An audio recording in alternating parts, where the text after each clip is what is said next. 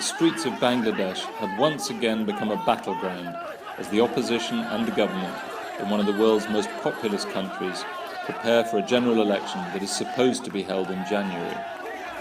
Young militants of Khaleda Zia's Bangladesh Nationalist Party and their Jamaat-e-Islami allies are this week enforcing the latest in a series of street protests known locally as hartals. Demonstrators force businesses to close, block traffic on the country's roads, and sometimes detonate homemade bombs and burn cars. At least one person was killed and dozens were injured this week when the security forces opened fire to break up the protests, after 16 deaths last week.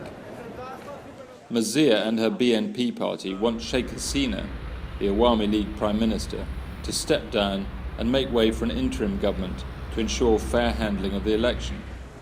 Sheikh Hasina, for her part, has offered to bring members of other parties into the administration, but insists that she herself will stay at the helm. Another complaint of the opposition is that the government's War Crimes Tribunal, which is prosecuting human rights abuses during the War of Independence from Pakistan in 1971, is being blatantly manipulated to persecute the leaders of Jamaat-e-Islami, thus weakening the opposition. Until now, the crucial garment industry, which accounts for the bulk of Bangladeshi exports, has managed to survive the sporadic disruptions arising from repeated political protests by various religious and political factions. But the longer the shutdowns continue, the harder it becomes to fulfill export orders. This week, only one working day is expected to be free of a hartal. Everyone from the garment factory investors to the United Nations and the US government has pleaded with the two battling begums, as Ms. Zia and Ms. Hasina are known, to reach a compromise for the benefit of the country as a whole.